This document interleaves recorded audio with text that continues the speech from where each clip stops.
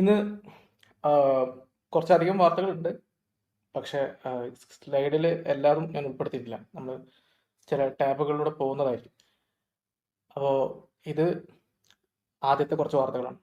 ആദ്യമായിട്ട് അസർബൈജാൻ എന്നുള്ളൊരു വാർത്തയാണ്. അവിടെ തലസ്ഥാനമായിട്ടുള്ള ബാക്കുവിൽ ഒരു മുസ്ലിം പയ്യൻ അവിടുത്തെ ഒരു ജൂത പള്ളി അല്ലെങ്കിൽ ജൂതന്മാരുടെ ആരാധനാലയമായിട്ടുള്ള സിനഗോഗ് അറ്റാക്ക് ചെയ്യാൻ പ്ലാൻ ഇടുന്നു. അതിൻ്റെ ഭാഗമായിട്ട് പുള്ളിയെ അധികൃതരെ അറസ്റ്റ് ചെയ്യുന്നു. അപ്പോൾ അതിൻ്റെ വാർത്തയാണ്. അയാൾ IS ബന്ധപ്പെട്ട് ഓൺലൈനായിട്ട് റിക്രൂട്ട് ചെയ്യപ്പെട്ട ആളാണ്. അപ്പോൾ 18 വയസ്സുള്ള ഒരു പയ്യനായിരുന്നു. എന്തായാലും ഇപ്പോൾ കോടതി വിചാരണയൊക്കെ നടന്നുകൊണ്ടിരിക്കുകയാണ്. എന്താ പറയുക, ഓരോ ദിവസവും അല്ലെങ്കിൽ ഓരോ മണിക്കൂറിലും ഇതുപോലെ പല മുസ്ലിം തീവ്രവാദ സംഘടനകളും ഇതുപോലെ ഇങ്ങനെ ഓൺലൈനായിട്ട് ആളുകൾ റിക്രൂട്ട് ചെയ്യുന്നു. നിങ്ങൾ വിചാരിക്കും വല്ല IT കമ്പനികളെ ജോലിക്കാണ്. അല്ല, അവർ പോകുന്നത് സ്വർഗത്തിലേക്ക് ഉള്ള ഡയറക്റ്റ് ടിക്കറ്റ് കിട്ടാൻ വേണ്ടിയിട്ടുള്ള ജോലിക്കാണ്.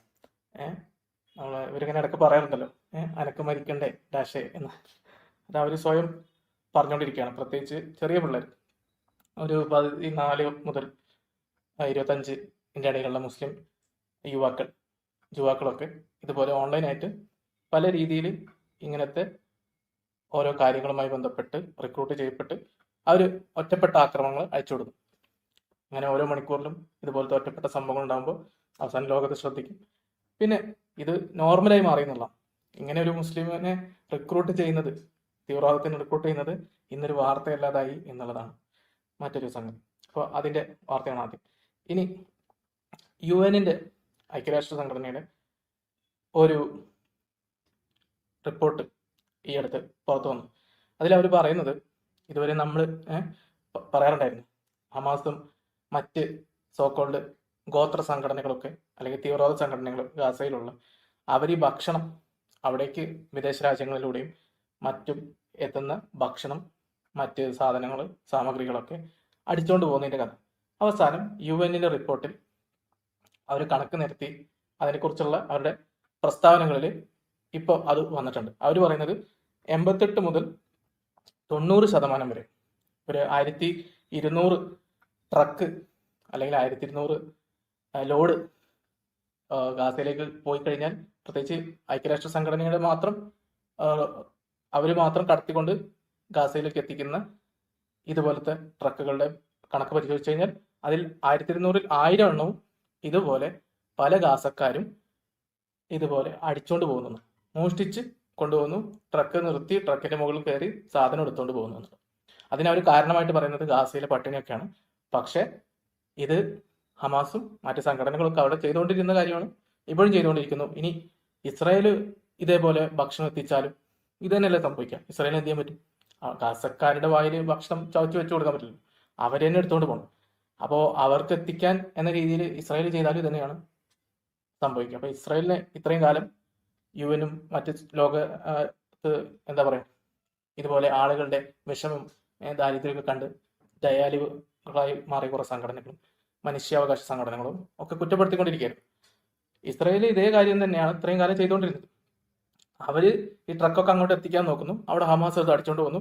ഐക്യരാഷ്ട്ര സംഘടനയും അവരും ഇത് തന്നെയാണ് ചെയ്തുകൊണ്ടിരുന്നത്. അവരുടെ ട്രക്കൊക്കെ എടുത്ത് ഹമാസിന് കൊടുത്തു, ഹമാസ് അടിച്ചുകൊണ്ട് പോകുന്നു, ഇത് മറിച്ചു വെക്കുന്നു ഭക്ഷണം, എന്നിട്ട് ഗാസക്കാർ പട്ടിണിയാണെന്ന് പറഞ്ഞു നടക്കുന്നു.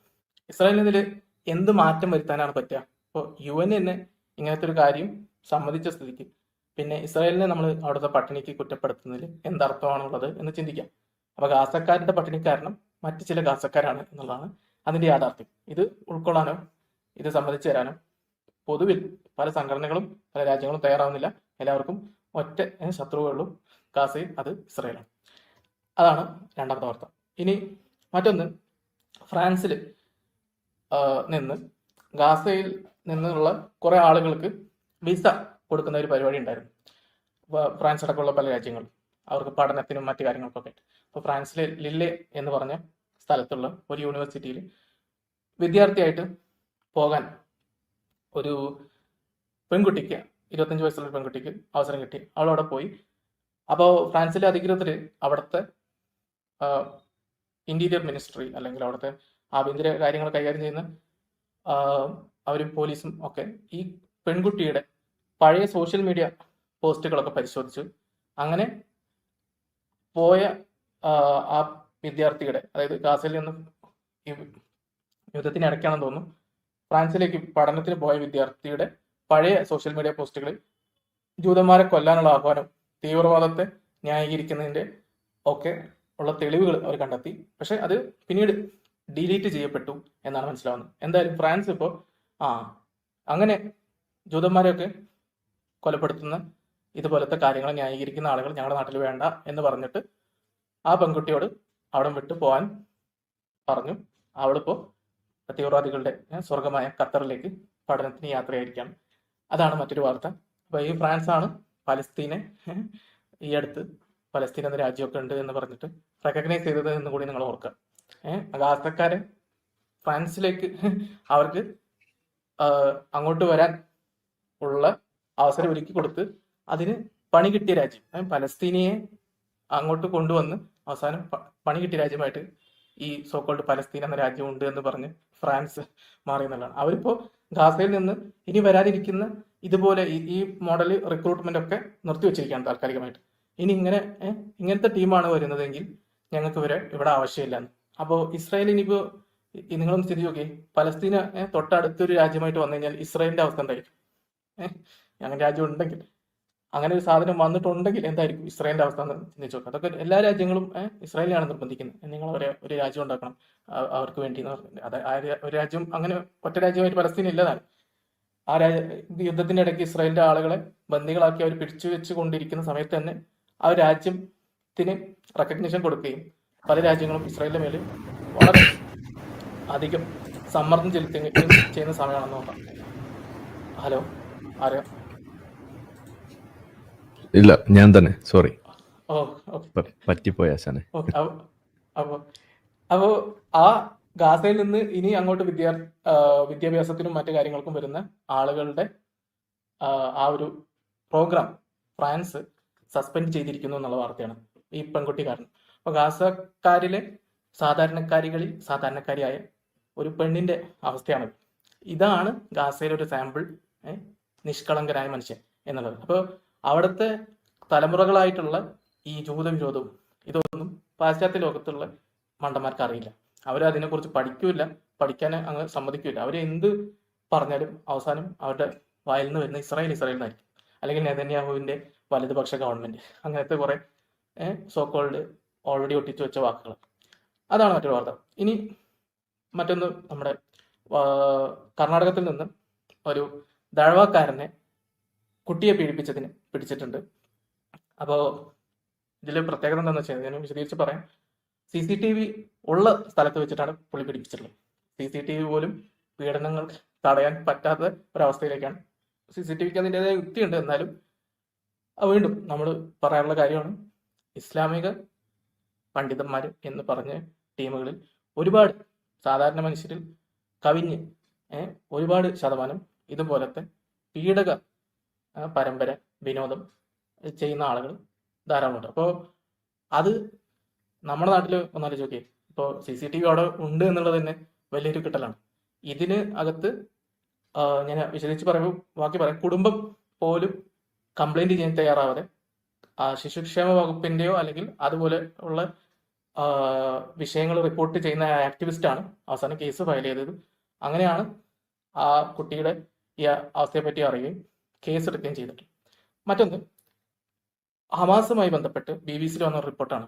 വീണ്ടും ഈ ആഴ്ച ഭയങ്കര ഒരുപാട് കാര്യങ്ങൾ അവർ തന്നെ സമ്മതിക്കുന്നു. ഇപ്പൊ UN റിപ്പോർട്ട് വരുന്നു, BBC റിപ്പോർട്ട് വരുന്നു. അവർ തന്നെ സമ്മതിക്കാണ് ഇസ്രായേൽ ഇത്രയും കാലം പറഞ്ഞുകൊണ്ടിരിക്കുന്ന കാര്യം.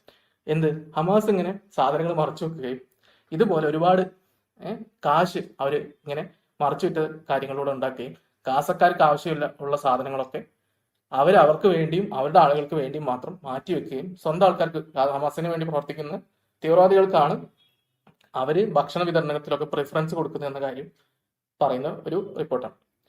അപ്പോൾ നമുക്ക് സ്ലൈഡുകളിലൂടെ ഒന്ന് പോവാം. കുറച്ചേ ഉള്ളൂ. ഇത് കഴിഞ്ഞിട്ട് നമുക്ക് ആ വാർത്തകളിലേക്ക് നേരിട്ട് ആ വെബ്സൈറ്റുകളിലൊക്കെ പോകാം. കാരണം ഞാൻ സ്ലൈഡുകളിലെല്ലാതും ഉൾപ്പെടുത്തിയിട്ടില്ല. ഇത് നേരത്തെ പറഞ്ഞ നൂർ അത്താല എന്ന് പറഞ്ഞിട്ടുള്ള ഗാസയിലെ ആ വിദ്യാർത്ഥിയാണ്.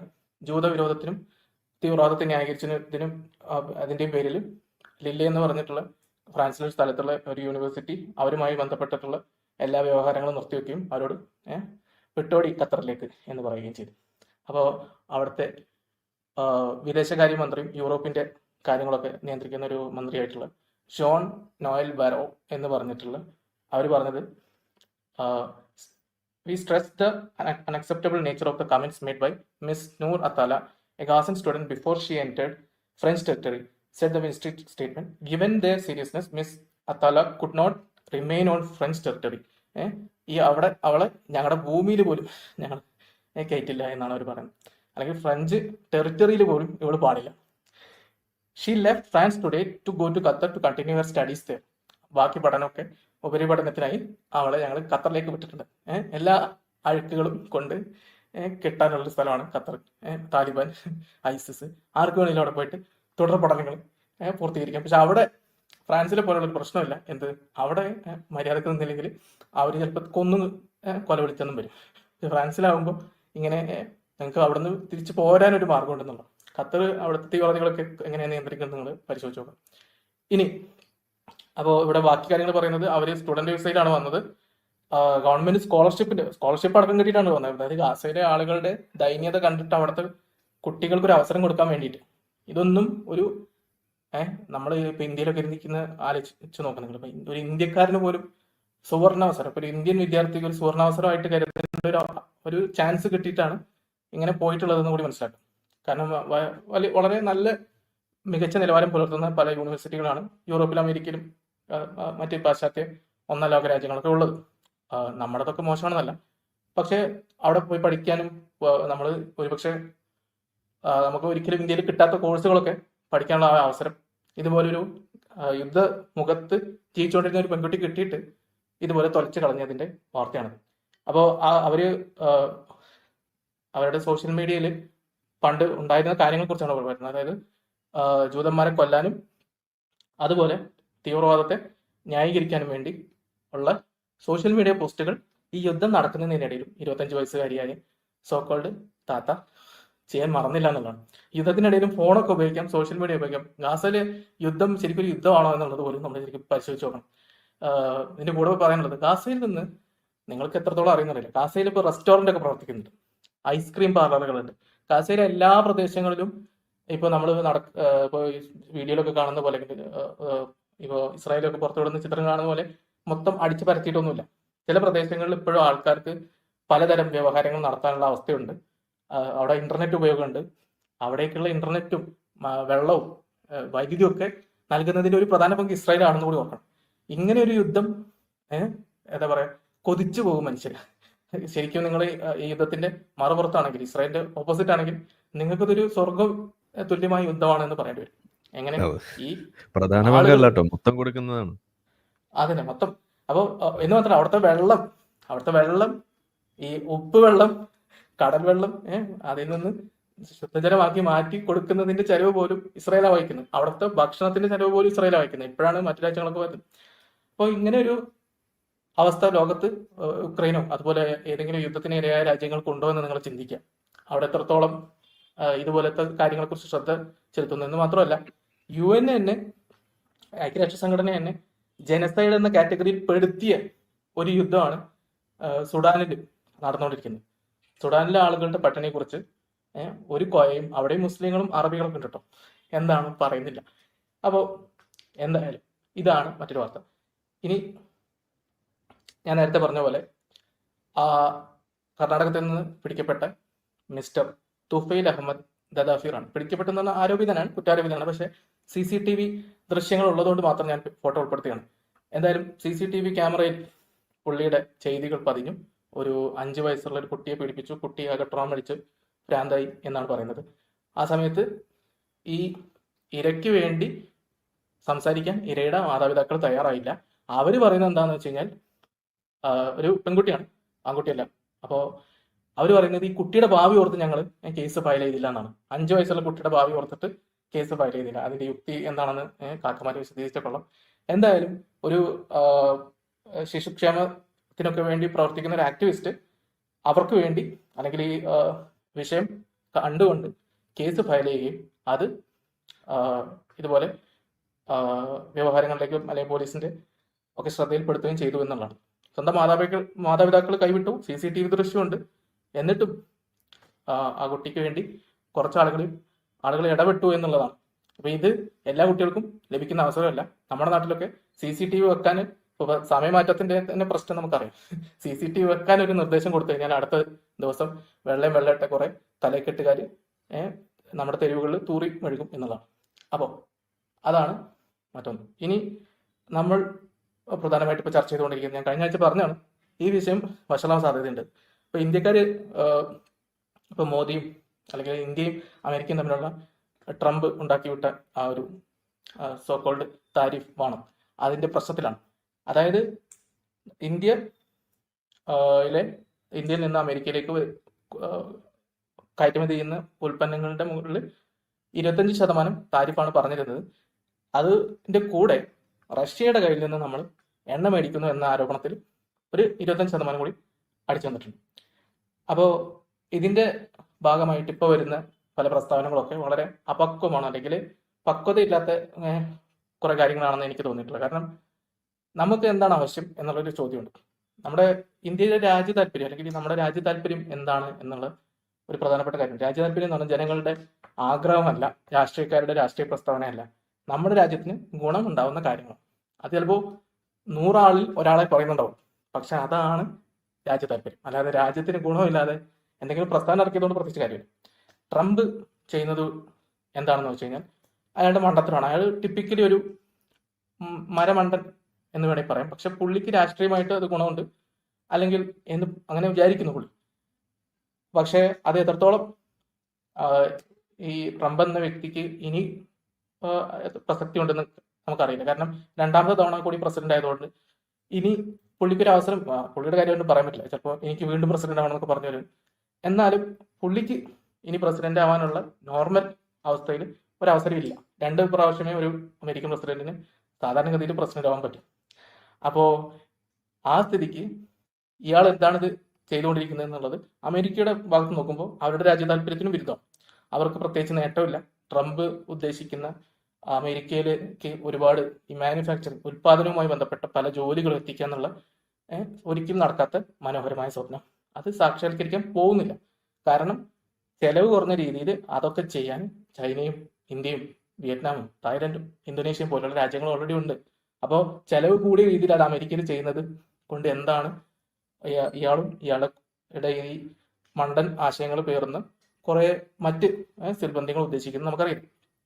നമ്മുടെ ഭാഗത്ത് നോക്കിക്കഴിഞ്ഞാൽ നമ്മുടെ രാജ്യ താല്പര്യം എന്താണെന്ന് നമ്മൾ നോക്കണം. ഇപ്പൊ വരുന്ന പ്രസ്താവനകളൊക്കെ എന്താണെന്ന് വെച്ച് കഴിഞ്ഞാൽ ഇന്ത്യ അമേരിക്ക എങ്ങനെയൊക്കെ തോൽപ്പിക്കണം, എങ്ങനെയാണ് നിങ്ങൾ തോൽപ്പിക്കുന്നത് എന്നൊരു ചോദ്യമുണ്ട്. ഇവിടെ ഈ താരിഫ് പ്രഖ്യാപിച്ച 50% താരിഫ് പ്രഖ്യാപിച്ച കാര്യങ്ങൾ നോക്കിക്കഴിഞ്ഞാൽ അതിനകത്തുനിന്ന് ചിലതൊക്കെ ഒഴിവാക്കി വിട്ടിട്ടുണ്ട്. അത് ഒന്നാമതായിട്ട് അമേരിക്കയിലേക്ക് നമ്മൾ കയറ്റിയിരിക്കുന്ന ഫാർമസ്യൂട്ടിക്കൽ മരുന്നുകളുമായി ബന്ധപ്പെട്ടിട്ടുള്ള പല ഉൽപ്പന്നങ്ങളും, അതേപോലെ ഇലക്ട്രോണിക്സ്, സെമി കണ്ടക്ടർ മായി ബന്ധപ്പെട്ട ഉൽപ്പന്നങ്ങളും. ഇപ്പോൾ ഐഫോൺ, നമ്മൾ ഇപ്പോൾ അമേരിക്കയെ നോക്കിക്കഴിഞ്ഞാൽ അമേരിക്കയിൽ പുതിയതായിട്ട് ഇറക്കിയിട്ടുള്ള അല്ലെങ്കിൽ ആളുകൾ മേടിച്ചിട്ടുള്ള പല ഐഫോണുകളും വലിയ ഭൂരിഭാഗവും ഇന്ത്യയിൽ ഉണ്ടാക്കിയതാണ്.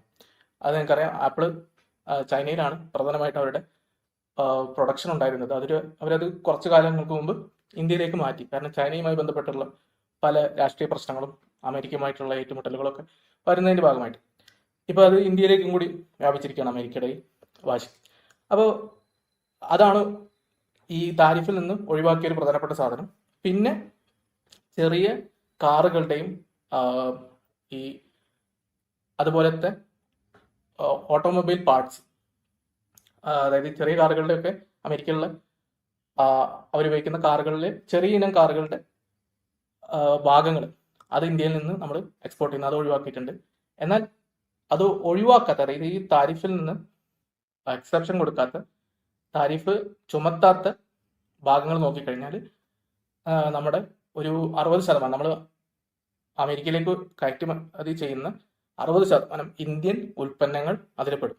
അതിൽ ഒന്ന് തുണിത്തരങ്ങളാണ്, മറ്റൊന്നുള്ളത് നമ്മുടെ ഈ ആഭരണങ്ങൾ, പലതരം വജ്രം പോലുള്ള പല കല്ലുകൾ, അല്ലെങ്കിൽ നേരത്തെ പറഞ്ഞ പോലെ സ്വർണം കൊണ്ടുള്ള ഉൽപ്പന്നങ്ങൾ, ആഭരണങ്ങൾ പോലത്തെ അത് ജെംസ് ആൻഡ് ജ്വല്ലറി ആ കാറ്റഗറിയിൽ പെടുന്ന സാധനങ്ങൾ. പിന്നെ മറ്റ് ചില വസ്തുക്കൾ നോക്കിക്കഴിഞ്ഞാൽ ചെമ്മീൻ അറിയാലോ, ഷ്രിമ്പ്, അതൊക്കെയാണ് അതിനകത്ത് ഉൾപ്പെടുത്തിയിട്ടുള്ളത്. അപ്പോൾ 60% നമ്മുടെ കയറ്റുമതി ഇത് തീർച്ചയായും ബാധിക്കും എന്നാണ് ഇപ്പോൾ പറയപ്പെടുന്നത്. കാരണം ചില കാര്യങ്ങൾ ഒഴിവാക്കിയതുകൊണ്ട് ഇപ്പോൾ ഐഫോൺ പോലുള്ള സാധനങ്ങൾ ഇന്ത്യയിൽ നിന്ന് കയറ്റുമതി ചെയ്യുന്നതിന് താരിഫ് ചുമത്തിയിട്ടില്ല. അപ്പോൾ അത് സുഗമമായിട്ട് നടക്കുമെന്നാണ് പ്രതീക്ഷിക്കുന്നത്. മറുവശത്ത് ഈ മറ്റുൽപ്പന്നങ്ങൾ നമ്മൾ ഒരുപാട് ജോലികൾ ഇന്ത്യയിലുള്ള മേഖലയാണ്. ഇപ്പോൾ ഈ ടെക്സ്റ്റൈൽ ഇൻഡസ്ട്രി ആവട്ടെ, ഈ ഗുജറാത്തിൽ നിന്നൊക്കെ വരുന്ന ഈ വജ്രക്കല്ലുകളും മറ്റ് ആഭരണങ്ങളും ഉണ്ടാക്കുന്ന മേഖലയൊക്കെ.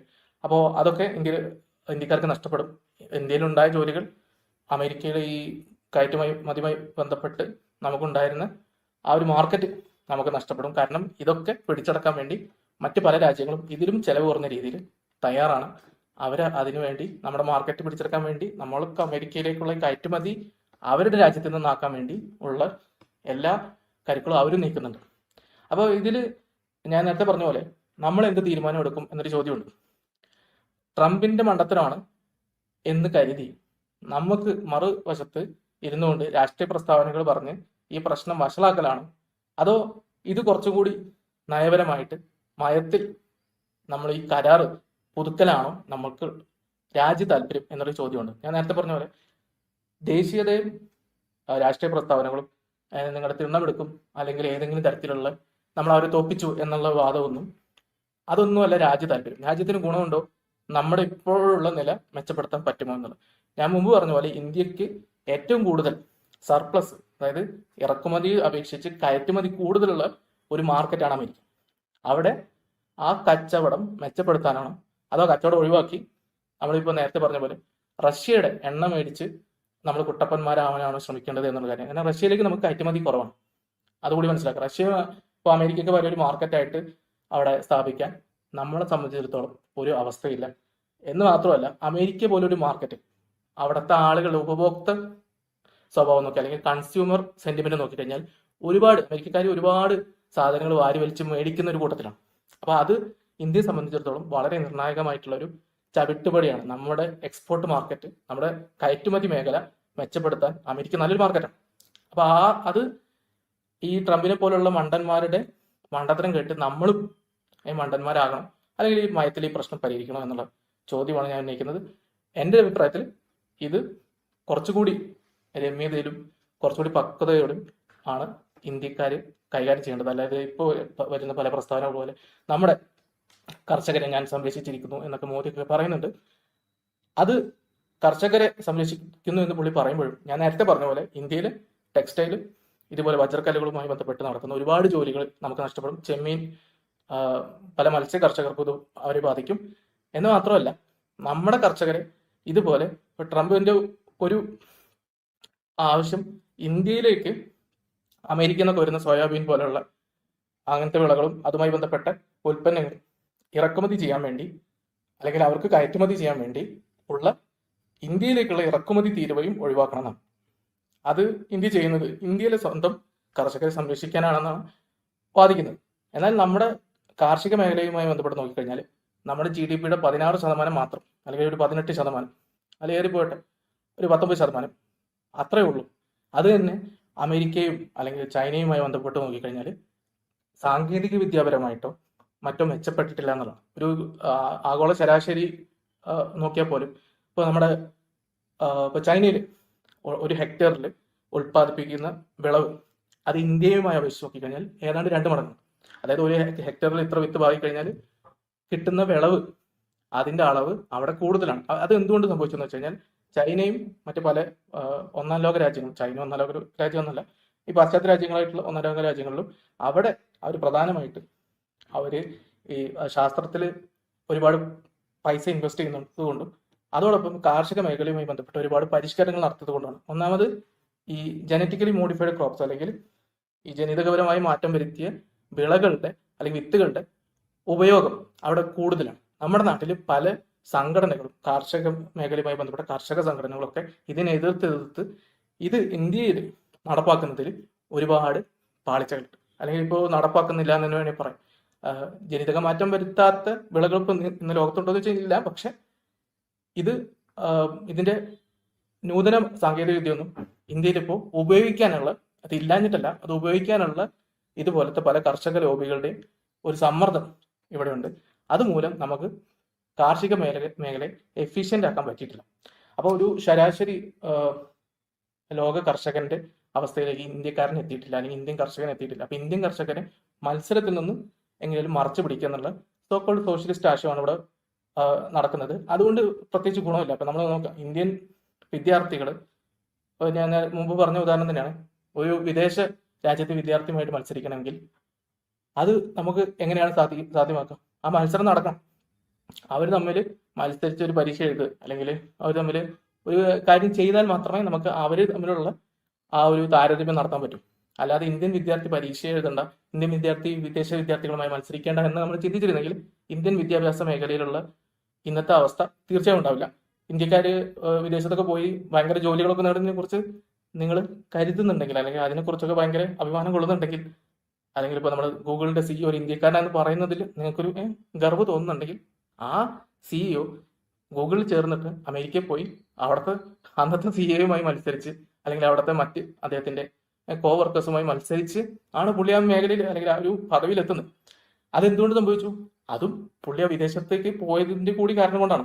അങ്ങനെ ഒരു മത്സരം അവിടെ നടന്നുകൊണ്ടാണ്. നമ്മുടെ ഇറക്കുമതി തീരുവകൾ നമ്മൾ നിർത്താതെ നമ്മുടെ കർഷകരെ ഒരിക്കലും വിദേശ കർഷകരുമായി ഉള്ള മത്സരം നമുക്ക് നടത്താൻ പറ്റില്ല. അതോടൊപ്പം നമ്മുടെ കർഷകരുടെ നിലയും മെച്ചപ്പെടില്ല. അവർക്ക് വരുമാനം ഉണ്ടോയെന്ന് വെച്ചാൽ കാർഷിക മേഖല നിങ്ങൾ വിചാരിക്കുന്ന അത്രയും വലിയൊരു വരുമാനം തരുന്ന മേഖലയല്ല, ഒരുപാട് റിസ്ക് ഉള്ള കാര്യമാണ്.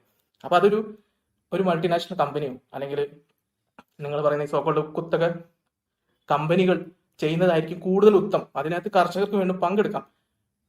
എന്തായാലും ഈ കാര്യങ്ങൾ കൊണ്ടും പരമ്പരാഗതമായിട്ട് ഇന്ത്യയിൽ പരിഷ്കരണം, ഇപ്പൊ നമ്മുടെ കർഷക ബില്ലിന്റെ കാര്യം പറയാം, മോദി ഭയങ്കര വാശിയൊക്കെ പിടിച്ചു, അവസാനം പുള്ളി ഒന്നും ആ ഒരു വിഷയത്തിൽ നീക്കുപോക്കാക്കിയില്ല. കാരണം പുള്ളിക്ക് ഇലക്ഷൻ ജയിക്കണം, അതേ ഉള്ളൂ.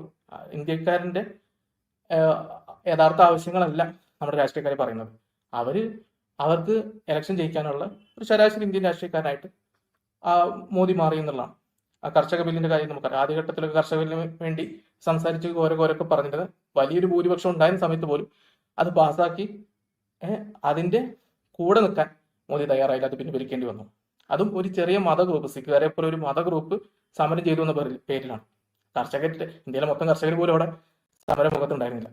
അപ്പോൾ അതുപോലത്തെ പാളിച്ചകൾ ഇപ്പോൾ വീണ്ടും ചർച്ചയായിരിക്കുകയാണ്. കാരണം നമ്മൾ ഇങ്ങനെ സംരക്ഷിച്ചു കൊണ്ടുപോകാൻ കർഷകർ കുട്ടികളൊന്നുമല്ല. അവര് ലോകത്ത് ഏറ്റവും മികച്ച കർഷകരുമായിട്ടോ മറ്റ് രാജ്യങ്ങളിലെ കർഷകരുമായിട്ടോ അല്ലെങ്കിൽ അവര് ചെയ്തുകൊണ്ടിരിക്കുന്ന കാര്യങ്ങളുമായിട്ടൊക്കെ മത്സരിക്കാൻ തക്ക വിധത്തിൽ അവരെ ഉയർത്തിക്കൊണ്ടുവരണമെങ്കിൽ ഈ ഇറക്കുമതി തീരെ ഒഴിവാക്കണം. വിദേശത്തു നിന്നുള്ള വിളകളൊക്കെ വരട്ടെ, നമുക്കതിനനുസരിച്ച് നമ്മുടെ സാങ്കേതികത മെച്ചപ്പെടുത്താം. പ്രധാനമായിട്ട് ഞാൻ നേരത്തെ പറഞ്ഞ ജനറ്റിക്കൽ മോഡിഫൈഡ് ക്രോപ്സ് അല്ലെങ്കിൽ GM ഉൽപ്പന്നങ്ങൾ ഇന്ത്യയിൽ ഉണ്ടാക്കാനും അത് വിൽക്കാനുമുള്ള അവസ്ഥ ഉണ്ടാവണം. അതിനുള്ള പലതരം ഈ കടമ്പകൾ സർക്കാരിന്റെ അടക്കം നമ്മൾ നീക്കം ചെയ്യണം.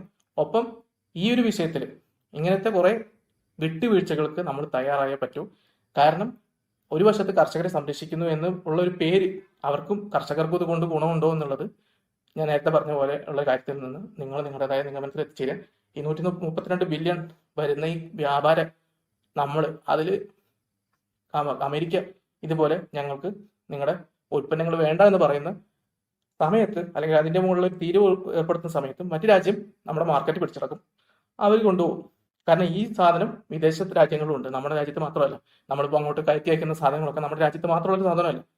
അപ്പോൾ നമ്മൾ പക്വതയോടെ ഇത് നേരിടണോ, അല്ലെങ്കിൽ ദേശീയത പറഞ്ഞുകൊണ്ട് കുറെ പ്രസ്താവന അടിച്ചുകൊണ്ട് നമ്മൾ ട്രംപിനെ തോൽപ്പിച്ചെന്ന് പറയണോ എന്നുള്ള വളരെ നിർണായകമായ ചോദ്യമുണ്ട്. കാരണം ട്രംപിന് വേറെ ഒന്നും നഷ്ടപ്പെടാനില്ല, അമേരിക്കയ്ക്കും നഷ്ടപ്പെടാനില്ല. കാരണം അമേരിക്കയുടെ ഭാഗത്ത് നോക്കി കഴിഞ്ഞാൽ അവർക്ക് ഈ സാധനം വേറെ രാജ്യത്ത് നിന്ന് കിട്ടും. അപ്പൊ നമ്മുടെ മാർക്കറ്റ് പോകുന്നതാണോ, നമ്മുടെ കർഷകരാണോ, അല്ലെങ്കിൽ നമ്മുടെ കർഷകരെ സംരക്ഷിച്ചു നിന്ന ബോധമാണോ, ദേശീയതയാണോ മെച്ചം, അല്ലെങ്കിൽ അതാണോ ഈ സന്ദർഭത്തിന് ഉചിതമായിട്ടുള്ള ഒരു പോംവഴി എന്നുള്ളത് നിങ്ങൾ ചിന്തിക്കുക. നിങ്ങളുടേതായിട്ടുള്ള നിഗമനങ്ങൾ നിങ്ങൾ കമന്റ് സെക്ഷനിൽ എഴുതാം. എന്തായാലും എൻ്റെ അഭിപ്രായം ഞാൻ പറഞ്ഞു.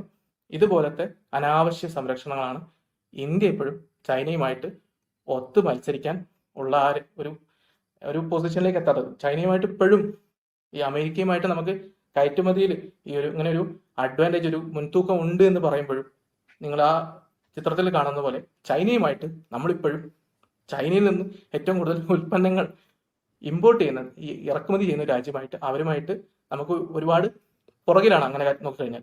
ചൈനയും ഇന്ത്യയും ഏതാണ്ട് പല കാര്യങ്ങളും ഒരുപോലെയാണ്, ജനസംഖ്യ മറ്റു കാര്യങ്ങളൊക്കെ. എന്നാൽ അവർ വിദ്യാഭ്യാസത്തിലും ശാസ്ത്രത്തിലും ഒരുപാട് കൂടുതൽ ഊന്നൽ കൊടുക്കുന്നുണ്ട് തന്നെ. എന്ന് മാത്രമല്ല അവിടെ ചിലവ് ഇന്ത്യയെക്കാളും ചിലവ് കുറഞ്ഞ് പല സാധനങ്ങളും ഉൽപ്പാദിപ്പിക്കാൻ പറ്റുമെന്നൊന്നും ഇന്ത്യയിൽ പല സാധനങ്ങളും നമുക്ക് ഉൽപ്പാദിപ്പിക്കാനുള്ള അവസ്ഥ ഉണ്ടായിട്ടും നമ്മൾ കൃത്യസമയത്ത് അതിൽ ഇടപെടാത്തതുകൊണ്ടും നമ്മൾ വർഷങ്ങളോളം ഇതുപോലത്തെ മന്ദഗതി പരിഷ്കരണങ്ങൾ, സാമ്പത്തിക പരിഷ്കരണങ്ങൾ ഇല്ലാത്തതുകൊണ്ടും സംഭവിച്ച പാളിച്ചകൾ കൊണ്ട് ഇവിടെ പല ഉൽപ്പന്നങ്ങളും നമ്മൾ ഉണ്ടാക്കുന്നില്ല. അപ്പൊ ചൈനയുടെ ഒരു ആശ്രിത രാജ്യമായിട്ട് നമ്മൾ ഒരുപാട് കാലമായിട്ട് മാറിയിട്ടുണ്ട്. നമ്മളും അവർ തമ്മിൽ യുദ്ധ സമാന സാഹചര്യങ്ങൾ കൽബനിലൊക്കെ നടന്ന സമയത്ത് പോലും നമ്മൾ ഈ ഇറക്കുമതിയുമായി ബന്ധപ്പെട്ട് നമ്മളും ചൈനയും തമ്മിൽ ഭയങ്കരമായിട്ടുള്ള ഒരു അന്തരമുണ്ട്. ഈ ചൈന, ഇനി ഒരു ചോദ്യം ഉണ്ടാവും, ചൈനയെ എന്താണ് ഇപ്പോൾ ചൈനയും റഷ്യൻ എണ്ണ മേടിക്കുന്നുണ്ട്, വെനസ്വേലയിൽ നിന്ന് ഒരു പക്ഷം മേടിക്കുന്നുണ്ടാവും, ഇറാനിന്റെ 90% എണ്ണയും ചൈന മേടിക്കുന്നുണ്ട്. അതിപ്പോൾ കള്ളത്തരത്തിലൂടെയാണ്. എന്നാൽ ചൈന എന്തുകൊണ്ടാണ് ഇന്ത്യയെ പോലെ ശിക്ഷിക്കാത്തത് എന്ന് നിങ്ങളുടെ ചോദ്യത്തിന് ഒരു ഉത്തരവേ ഉള്ളൂ. അത് നമുക്കൊന്നും ചെയ്യാൻ പറ്റില്ല. ചൈനയിൽ അമേരിക്കയ്ക്ക് വേണ്ട ഒരുപാട് സാധനങ്ങളുണ്ട്. അവരുടെ അമേരിക്കയുമായി ബന്ധപ്പെട്ടിട്ടുള്ള ടെക് ഇൻഡസ്ട്രി, ഇപ്പോൾ AI ഇൻഡസ്ട്രിയൊക്കെ ബന്ധപ്പെട്ട് AI മേഖലയുമായി ബന്ധപ്പെട്ട് വേണ്ട ചിപ്പിനുള്ള ആവശ്യമായിട്ടുള്ള പല ധാതുക്കളും റെയർ എർത്ത് മിനറൽസ് ഒക്കെ ചൈനയിലുണ്ട്. അത് നമുക്ക് ഇന്ത്യയിൽ ഉണ്ടോ എന്ന് പരിശോധിക്കണം. ഇന്ത്യയിൽ ഇല്ലെങ്കിൽ പിന്നെ നമുക്കൊന്നും ചെയ്യാൻ പറ്റും. അപ്പൊ ചൈന എന്തുകൊണ്ട് ഇങ്ങനെയൊന്നും ചെയ്യുന്നില്ല, എന്താണ് ഇന്ത്യയുടെ മെക്കെട്ട് കയറുന്നത് നിങ്ങൾ ചോദിച്ചു കഴിഞ്ഞാൽ അത് നമ്മുടെ ഇന്നത്തെ അവസ്ഥയാണ്. അത് നമുക്കൊന്നും ചെയ്യാൻ പറ്റില്ല. നമ്മുടെ നാട്ടിൽ ഇല്ലാത്തൊരു സാധനം, ഇപ്പൊ ഇന്ത്യയിൽ നിന്ന് ഒരുപാട് എണ്ണ ഉൽപ്പന്നങ്ങൾ വിദേശത്തേക്ക് പോകണമെന്ന് പറഞ്ഞാൽ, ഐ മീൻ ഫോസിൽ ഫ്യൂൽസ്, നമ്മുടെ കയ്യിലത് സാധനമില്ല. അത്രയ്ക്കൊന്നും ഇന്ത്യക്കാരുടെ തന്നെ ആവശ്യങ്ങൾ നിറവേറ്റാനുള്ള എണ്ണ ഇന്ത്യയിലില്ല. അപ്പോൾ നമുക്ക് അത് വാശി പിടിക്കാൻ പറ്റില്ല. നമുക്കില്ലാത്തൊരു സാധനം നമുക്കില്ല എന്നേ പറയാൻ പറ്റും. അതുകൊണ്ടാണ് ചൈനയെ ഓവറായിട്ട് മെക്കെട്ട് കയറാത്തത്. നമ്മുടെ അമേരിക്കയ്ക്ക് നമ്മളുമായി ബന്ധപ്പെട്ട വ്യാപാരം നോക്കി കഴിഞ്ഞാൽ $1 ട്രില്യൺ അതായത് നമ്മുടെ 5 മടങ്ങ് സർപ്ലസ് ചൈനയ്ക്കുണ്ട്. കയറ്റുമതിയുടെ ആ ഒരു മുൻതൊക്കെ നോക്കിക്കഴിഞ്ഞാൽ ഇവിടെ അമേരിക്കയുമായിട്ട് ചൈനയ്ക്ക് കൊണ്ട്, അല്ലെങ്കിൽ ചൈനയ്ക്ക് അങ്ങനെ ഒരു അഡ്വാൻറ്റേജ് ഉണ്ട്. എന്നിട്ടും ട്രംപിന് അവരുമായിട്ട് ഒരുപാട് പിണങ്ങാൻ പറ്റുന്നില്ല എന്നുള്ളത് ചൈനയിൽ മറ്റ് അമേരിക്കയ്ക്ക് ആവശ്യമുള്ള ഒരുപാട് സാധനങ്ങളുണ്ടെന്നാണ്. എന്നാൽ നമ്മൾ കയറ്റുമതി ചെയ്യുന്ന സാധനങ്ങൾ അമേരിക്കയ്ക്ക് കൊടുക്കാൻ മറ്റു പല രാജ്യങ്ങളും ഉണ്ടെന്നുള്ള കാര്യം നിങ്ങൾ ഓർക്കുക. ഓക്കെ, ഞാനത് ജസ്റ്റ് വിശദീകരിച്ചെന്നുള്ളൂ. കുറെ ആൾക്കാർ അനാവശ്യമായിട്ട് ദേശീയതൊക്കെ ഇതിനകത്ത് കൂട്ടിക്കുഴച്ച് വ്യാപാര ബന്ധവും സാമ്പത്തിക ശാസ്ത്രവും ഒന്നും അറിയാതെ എന്തൊക്കെയോ പറഞ്ഞുകൊണ്ടിരിക്കുന്നു എന്നുള്ളതുകൊണ്ട് ഞാൻ കുറച്ച് അധികം സമയം എടുത്ത് പറഞ്ഞു. ഇനി കാരണം എന്ന് ചിന്തിക്കുക. ഇതിപ്പോ എന്നത്തെ വാർത്തയാണ്?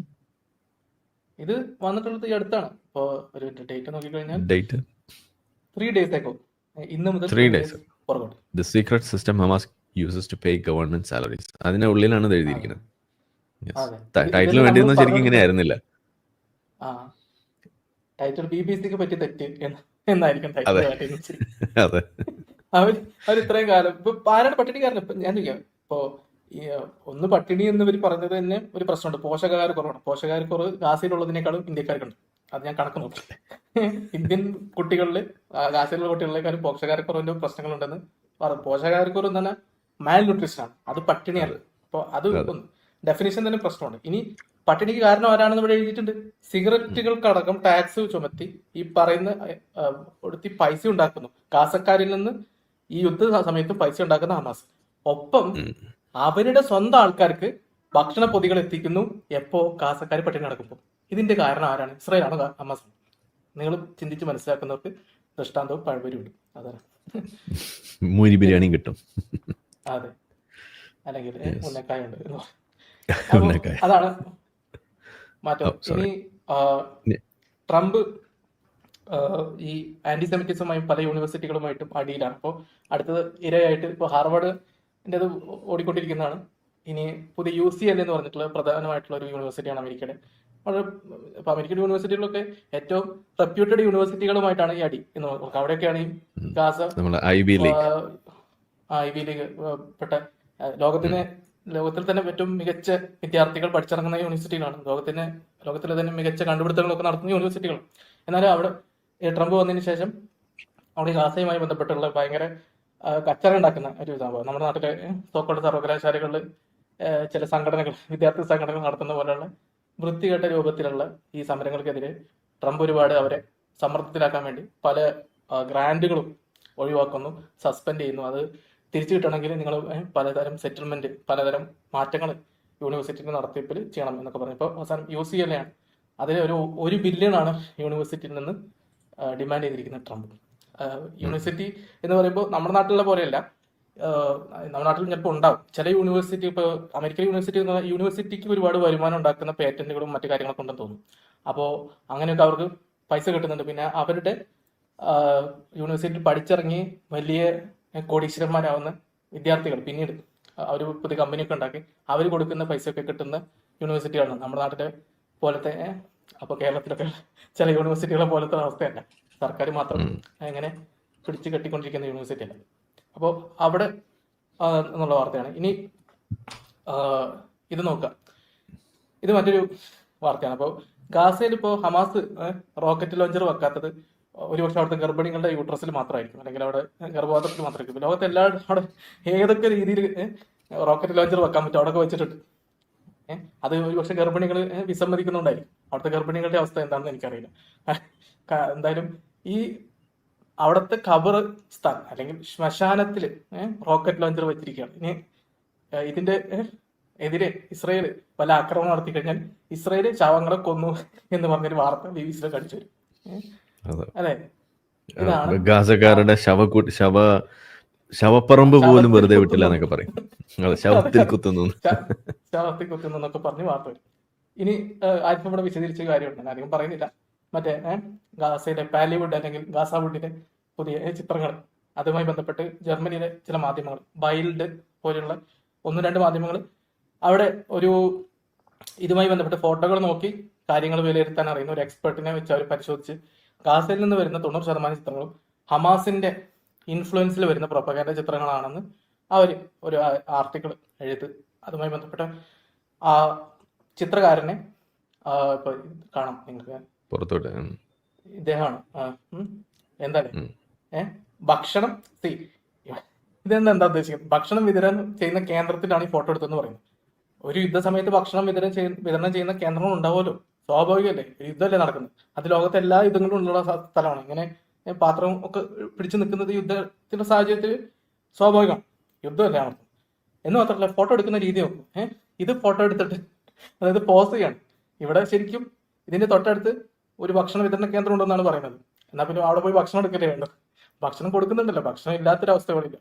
അപ്പോൾ ഒരുതരം ട്വിസ്റ്റഡ് അജണ്ട നടപ്പാക്കാൻ വേണ്ടിയിട്ട് ഹമാസിന്റെ ഒക്കെ ഇതുപോലത്തെ സിൽബന്ധികളായിട്ട് കുറെ ആൾക്കാർ പ്രവർത്തിക്കുന്നു. അവരുടെ കീഴിൽ, ഹമാസിന്റെ കീഴിൽ നേരിട്ടോ അല്ലെങ്കിൽ ഹമാസിന്റെ ഈ അടി പേടിച്ച് അല്ലെങ്കിൽ അവർ കൊല്ലുന്നു പേടിച്ചൊക്കെ, അല്ലെങ്കിൽ സ്വാഭാവികമായിട്ടൊരു നിഷ്കളങ്ക ഗാസക്കാരനായിട്ടൊക്കെ യുദ്ധത്തിന്റെ സമയത്ത് പ്രവർത്തിക്കാൻ ആ ഫോട്ടോ വെച്ചിട്ട്, ഈ ഫോട്ടോ ഇവരെടുക്കുക മാത്രമല്ല ചെയ്യുന്നത്, ഈ ഫോട്ടോ വിറ്റാലും പൈസ ഉണ്ട്.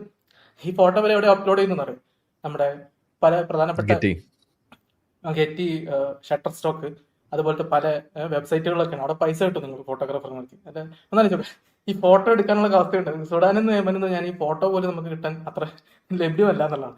ഇങ്ങനെയൊക്കെ ഫോട്ടോ എടുക്കാനുള്ള അവസരമൊന്നും അവിടെ ഇല്ല. കാരണം സുഡാനിലൊക്കെ ഫോട്ടോ എടുക്കാൻ നിന്ന് കഴിഞ്ഞാൽ അവസാനം നിങ്ങൾ ഫോട്ടോയിലായി മാറും എന്നുള്ളതാണ്. കാരണം അവിടുത്തെ യുദ്ധത്തിന്റെ തീവ്രത കൊണ്ട്.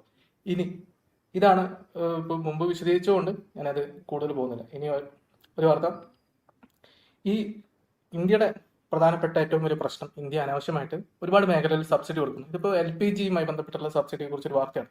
30,000 കോടിയാണ് ഇന്ത്യക്കാരുടെ മൊത്തം പണം എടുത്തിട്ട് LPG സബ്സിഡിക്ക് വേണ്ടി മാറ്റിവെക്കുന്നത്. LPG-യുടെ വില ഈടായിട്ടൊക്കെ കുറച്ച് കാലങ്ങളായിട്ട് കൂടിയിരുന്നു. അത് ഇന്ത്യൻ ഉപഭോക്താക്കളിലേക്ക് എത്തിക്കാതെ സർക്കാർ ഇങ്ങനെ പിടിച്ചു വെക്കുകയാണ്. എന്താണ് ഒറ്റ ഉദ്ദേശമുള്ളൂ, എലക്ഷൻ ജയിക്കുന്നുണ്ട്. ഞാൻ അത് മാത്രം മനസ്സിലാക്കും. അത് ഏത് സർക്കാരാണെങ്കിലും ആ ഒരു ഉദ്ദേശത്തിന് ഇത്രയും പൈസ, ഇത് ഇന്ത്യയുടെ ഭാവിക്ക് വേണ്ടി ചെലവഴിക്കേണ്ട പൈസ 30,000 കോടിയാണ്. ഇത് ഓരോ ഉപഭോക്താവ് ഇന്ത്യക്കാരന് LPG-യുടെ വില താങ്ങാൻ തക്ക വിലയേ ഉള്ളൂ. ഇത് മറ്റേ ആപ്പിളിന്റെ ഫോണൊന്നുമല്ല LPG സിലിണ്ടർ എന്ന് പറഞ്ഞാൽ, അത്ര വ്യത്യാസം മതി. പക്ഷെ അവിടെ പോലും ഇന്ത്യൻ വോട്ടർമാരിൽ ഒരു വലിയ ശതമാനം ആളുകൾക്ക് ഇത് സെൻസിറ്റീവായ പ്രശ്നമാണ് എന്ന് കരുതി ഇലക്ഷന് വേണ്ടി മാത്രം നമ്മുടെ സർക്കാരുകൾ ചെയ്തുകൊണ്ടിരിക്കുന്ന പരിപാടി. ഇങ്ങനെ ഒരു രാജ്യത്തിന് ഒരിക്കലും ചൈനയും അമേരിക്കയൊക്കെ മത്സരിച്ച് തോൽപ്പിക്കാൻ പറ്റില്ല. ഏറ്റവും വലിയ പരിഷ്കരണം മിനിമം വേണ്ട ഒരു മേഖലയാണ് സാമ്പത്തിക മേഖല. അതുണ്ടെങ്കിൽ നിങ്ങൾക്ക് സൂപ്പർ പവർ, സോക്കോൾഡ് ലോകശക്തിയാകാൻ പറ്റും. അപ്പൊ ഇന്ത്യയുടെ കാര്യത്തിൽ ഇതൊക്കെ എന്ന് നടക്കും എന്നുള്ളത് ദാഹവ നമുക്കറിയില്ല. കാരണം ഞാൻ പറഞ്ഞില്ല, കർഷക ബില്ല് പോലുള്ള സാധനങ്ങളിൽ പോലും വലിയൊരു ഭൂരിപക്ഷം ഉള്ള സർക്കാരായിട്ട് പോലും നടപ്പാക്കാൻ പറ്റാത്ത അവസ്ഥയാണ്. നമ്മൾ മൻമോഹൻ സിംഗിനെയും മറ്റേ അന്നത്തെ സർക്കാരിനൊക്കെ പറയാറുണ്ട്. അവർ ഗതി കെട്ടിട്ടാണ് ഇന്ത്യൻ വിപണി തുറന്നു കൊടുത്തത് എന്നുള്ള കാര്യമായിട്ട് അവർ മറന്നു പോകുന്നുണ്ട്. അതൊരു ഇന്ത്യ മുൻകൈ എടുത്തൊരു പരിഷ്കരണം ആയിരുന്നില്ല. ഇന്ത്യക്ക് വേറെ മാർഗം ഉണ്ടായിരുന്നില്ല. ഇന്ത്യയിലെ പരിഷ്കരണങ്ങളുടെ അവസ്ഥ ഇതാണ്. ഇങ്ങനെ മുന്നോട്ട് പോകുന്ന ഒരു രാജ്യമല്ല ചൈനയും അമേരിക്കയൊക്കെ. ചൈനയിലൊന്നും ഗവൺമെന്റ് ഒരു പ്രധാനപ്പെട്ട കാര്യം അവർ ശാസ്ത്രത്തിലും മറ്റു കാര്യത്തിലൊക്കെ ഇൻവെസ്റ്റ് ചെയ്യുന്നുണ്ട്. പ്രൈമറി സ്കൂൾ വിദ്യാഭ്യാസത്തിൽ ഇൻവെസ്റ്റ് ചെയ്യുന്നുണ്ട്. അതൊന്നും ഇന്ത്യയിൽ നടക്കുന്നില്ല. ഇന്ത്യയിലെ ഈ രാഷ്ട്രീയ കാര്യം എന്ന് പറഞ്ഞു കഴിഞ്ഞാൽ ഇന്ത്യൻ ജനതയുടെ ഒരു സ്പെസിഫിനാണ്. ഇന്ത്യക്കാർ മാറിയാൽ മാത്രമേ ഇന്ത്യക്ക് രാഷ്ട്രീയവും മാറുള്ളൂ. നമ്മളിവിടെ ഇരുന്ന് മോദി കുറ്റപ്പെടുത്തിയിട്ടും കാര്യമില്ല. മോദിക്ക് എന്ത് ചെയ്തോണല്ലോ. മോദിയുടെ സ്ഥാനത്ത് ഞാനാണെങ്കിലും ഇതൊക്കെ തന്നെ ചെയ്യുള്ളൂ. നമ്മൾ മാറാതെ നമ്മുടെ നേതാക്കൾ മാറും എന്ന് നിങ്ങൾ ചിന്തിക്കേണ്ട. ഇതുപോലുള്ള സബ്സിഡി ഒക്കെ കൊടുക്കുന്നത് ഭയങ്കര സംഭവമായിട്ട് നമുക്ക് തോന്നും. പക്ഷേ ഇത് എല്ലാ ഇന്ത്യക്കാരുടെയും പൈസയാണ്. ഈ പൈസ എല്ലാവർക്കും വേണ്ടി ചെലവാക്കേണ്ടതാണ്. അല്ലാതെ ഒരു പ്രത്യേക കൂട്ടം ആളുകൾക്ക് സബ്സിഡി കൊടുക്കാനുള്ളതല്ല. ഇത് അംബാനി ഒന്നും ഈ സബ്സിഡി മേടിക്കുന്നില്ല. നിങ്ങൾ മനസ്സിലാക്കേണ്ടത് ഇന്ത്യയിലെ പാവപ്പെട്ട ആളുകൾ തന്നെ ആയിരിക്കും ഒരു പക്ഷേ സബ്സിഡി മേടിക്കുന്നത്. പക്ഷേ ഈ LPG സിലിണ്ടർ എന്ന് പറഞ്ഞ ഒരു സാധനം മേടിക്കാൻ മാത്രം ദാരിദ്ര്യമുള്ള എത്ര പേര് ഇന്ത്യയിൽ ഉണ്ടാവും എന്ന് നിങ്ങൾ ചിന്തിച്ചു നോക്കുക. വില കൂടിയാൽ. അപ്പൊ അതിന് പോലും ഇതുപോലെ ഒരു നിരുത്തരവാദിത്വപരമായിട്ട് സബ്സിഡി കൊടുക്കുന്ന ഇത്രയും പൈസ എടുത്തിട്ട്. അപ്പൊ ഇതാണ് നമ്മുടെ അവസ്ഥ. ഇത് വെച്ചിട്ട് നമുക്കൊരിക്കലും ഒന്നാം ലോക രാജ്യം, ഒരു പാശ്ചാത്യ മോഡൽ രാജ്യമാകാൻ പറ്റില്ല എന്നുള്ളത് മനസ്സിലാക്കുക. കാരണം ഇന്ത്യയുടെ പോപ്പുലേഷൻ, ഇന്ത്യയുടെ ജനസംഖ്യ ഒരു വലിയ കോടിക്കണക്കിന് ആൾക്കാരെ തീറ്റിപ്പോറ്റാനുള്ള ഒരവസ്ഥയിലേക്ക് നമ്മൾ എത്തണം. എന്നാലേ നമുക്കത് ചെയ്യാൻ പറ്റും. അപ്പൊ ആ ഒരു സ്ഥിതി 2030, 2047 ഒക്കെ നമ്മൾ ഒരു ലക്ഷ്യം വെച്ചിട്ടുണ്ടെങ്കിലും നമ്മൾ എത്രത്തോളം അത് മുന്നോട്ട് പോകും നമുക്കറിയില്ല. പിന്നെ GDP ഒക്കെ കൂടും. GDP കൂടുന്നത് എപ്പോഴും ആ രാജ്യം മറ്റു രാജ്യങ്ങളുമായി മത്സരിക്കും. ചൈനയുമായിട്ട് മത്സരിക്കാനുള്ള അമേരിക്ക പോലെ ഒരു ശക്തി, ഒരു സാമ്പത്തിക ശക്തി ആകാനുള്ള ഒരു അവസ്ഥ നമുക്ക് എത്തി എന്നുള്ളതിന്റെ തെളിവ് അല്ല. നമ്മൾ അവിടെ എത്തുമ്പോൾ നമ്മൾ അമേരിക്ക പോലെ 27 ട്രില്യൺ ഒരു സമ്പദ് വ്യവസ്ഥ ആകുമ്പോൾ അമേരിക്ക ചിലപ്പോൾ ഭൂമി വിട്ട് മറ്റു രാജ്യങ്ങളിലേക്ക് മറ്റു ഗ്രഹങ്ങളിലേക്ക് കുടിയേറിയിട്ടുണ്ടാവും. അതാണ് ഇന്നത്തെ അവസ്ഥ. അപ്പൊ അത് മനസ്സിലാക്കുക. ദേശീയത എന്ന് പറഞ്ഞു കഴിഞ്ഞാൽ നിങ്ങൾക്ക് നിങ്ങളുടെ രാജ്യത്ത് ഇഷ്ടമാണ്, അല്ലെങ്കിൽ നമ്മുടെ അഭിമാനം, നമ്മുടെ കൾച്ചർ എന്നൊക്കെ പറയുമ്പോൾ അത് നമ്മളിവിടെ ജനിച്ചു, നമ്മൾ അങ്ങനെ നമുക്കൊരു ബോധമുണ്ട്. പക്ഷെ യാഥാർത്ഥ്യം, സമ്പദ് വ്യവസ്ഥ, വസ്തുതകൾ ഇതൊക്കെ വ്യത്യസ്തമാണ്. അപ്പോൾ അതും കൂടി നമ്മൾ പരിഗണിക്കണം. നമ്മുടെ വാദങ്ങളൊക്കെ അതിന്റെ ചുറ്റിപ്പറ്റിയായിരിക്കണം. അല്ലാതെ വെറും ദേശീയതയും വെറും നമ്മൾ ഭയങ്കര സംഭവമാണ് എന്ന് പറഞ്ഞുകൊണ്ടിരുന്നുകൊണ്ട് നമ്മൾ വലിയ സംഭവമില്ല. ഇനി ഞാൻ ഒരു 2 കാര്യം കൂടി കാണിച്ചിട്ട് നിർത്താം. അപ്പോൾ ഇത് ഓഷ്യാന, OCIANA. ഇപ്പൊ ഞാൻ ഈ ലൈവുകളിലൊക്കെ ഇടയ്ക്ക് പറഞ്ഞിട്ടുണ്ട് നമുക്ക് അറേബ്യയിൽ നിന്നൊക്കെ കിട്ടുന്ന പലതരം എഴുത്തുകുത്തുകളെ പറ്റി. അപ്പൊ അതിന്റെ ഒരു ഡാറ്റാബേസ് ആണ്. ഇങ്ങനത്തെ 2 ഡാറ്റാബേസ് ഉണ്ട്. അതിലൊന്നാണ് ഓഷ്യാന, OCIANA ഇൻസ്ക്രിപ്ഷൻ ഡാറ്റാബേസ് എന്ന് നിങ്ങൾ ഗൂഗിൾ അടിച്ചു കഴിഞ്ഞാൽ കിട്ടും. അതിനകത്ത് നിങ്ങൾക്ക് ഇങ്ങനെ പോയി സെർച്ച് ചെയ്യാം. ഇപ്പോൾ ഞാൻ സെർച്ച് ചെയ്തതാണ്.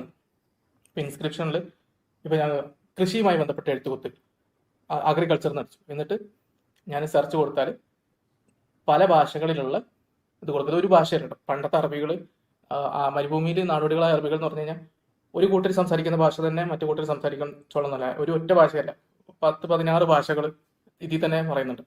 അപ്പോൾ അതിലൊന്നാണ് സഫേറ്റിക്. ഒരു BC കാലഘട്ടത്തിലൊക്കെ ഉണ്ടായിരുന്ന ഭാഷയാണ്. ഞാൻ ഇടയ്ക്ക് മുമ്പ് പറഞ്ഞിരുന്നതാണ്. എന്തായാലും പല ഭാഷകളിലുള്ള അറേബ്യൻ മേഖലയിൽ നിന്ന്, അപ്പോൾ ജോർദാന്, സൗദി അറേബ്യ, യമന്, അല്ലെങ്കിൽ ഒമാൻ, മറ്റ് UAE അവിടെയൊക്കെയുള്ള പാറകളിൽ നിന്നും മറ്റും പണ്ടത്തെ ആളുകൾ എഴുതിയത് എന്ന് കരുതപ്പെടുന്ന ഭാഷയും അതിൻ്റെ ട്രാൻസ്ലേഷൻ, പരിഭാഷയൊക്കെ അതിൻ്റെ വിശദീകരണവും അക്കാദമികമായിട്ട് ചെയ്തതിൻ്റെ ഡാറ്റാബേസാണ്. നിങ്ങൾക്ക് പോയി പരിശോധിക്കാം. ഓസിയാന ഇതൊന്ന്. ഇനി മറ്റൊന്ന് ഒരെണ്ണം കൂടി ഉണ്ട്. സോറി, അത് ഒരു യൂണിവേഴ്സിറ്റിയാണ് ചെയ്യുന്നത്. യൂണിവേഴ്സിറ്റിയുടെ പേര് ഞാൻ മറന്നുപോയി. എന്തായാലും ഇത് കുറെ ആളുകൾ കൂടിയുള്ള ഒരു ഇതാണ്. ഇത് ഡീകോൻ ആപ്പ് എന്ന് പറഞ്ഞിട്ടുള്ള മറ്റൊരു വെബ്സൈറ്റ് ആണ്. ഇതിനകത്ത് പ്രധാനമായിട്ട് നബത്തിയൻ അരാമിയ ഭാഷ. നബത്തിയൻ എന്ന് പറഞ്ഞു കഴിഞ്ഞാൽ അവരൊരു രാജവംശമാണ്. സെറ്റിൽമെന്റ്, ഇപ്പൊ നമ്മുടെ ഇൻഡസ് വാലി എന്നൊക്കെ പറയുന്ന പോലെ ഒരു ചെറിയൊരു കൂട്ടം സെറ്റിൽമെന്റുകൾ അറേബ്യയിൽ ഇവിടെ പല ഭാഗത്തും ഉണ്ടാക്കിയിരുന്നു. അപ്പോൾ ഈ നബത്തിയൻ അരാമിയ ഭാഷയും മറ്റു ചില അറബി എഴുത്തുകുത്തുകളും ഒക്കെ ഉൾപ്പെടുത്തി ലൈല നെഹ്മ എന്ന് പറഞ്ഞിട്ടുള്ള ഇതുപോലെ ഇങ്ങനെ ഇത് കണ്ടെത്താൻ പോകുന്ന ഒരു സ്ത്രീയുണ്ട്. അവര് ഉണ്ടാക്കിയിട്ടുള്ള ഒരു ഡാറ്റാബേസ് ആണ്. ഇങ്ങനത്തെ 2 ഡാറ്റാബേസ് ഉണ്ട്.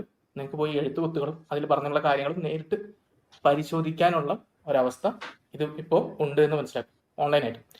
ഇത്രയേ ഉള്ളൂ ഇന്നത്തെ വാർത്തകളുടെ ഉള്ളടക്കം. ഇനി നമുക്ക് അടുത്ത ആളുകളിലേക്ക് പോകാം. നമ്മളെ വീഡിയോ കണ്ടുകൊണ്ടിരിക്കുന്ന ആളുകൾ ചാനൽ സബ്സ്ക്രൈബ് ചെയ്തിട്ടില്ല എന്നുണ്ടെങ്കിൽ അത് ചെയ്ത് നമ്മളെ സപ്പോർട്ട് ചെയ്യുക.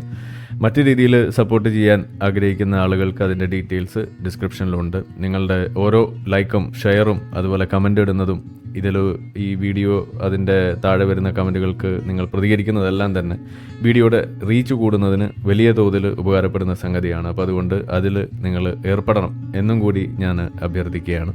മറ്റുള്ള രീതിയിലുള്ള സപ്പോർട്ട് തുടർന്നും നിങ്ങളുടെ ഭാഗത്തുനിന്നുണ്ടാവും എന്ന് പ്രതീക്ഷിക്കുന്നു.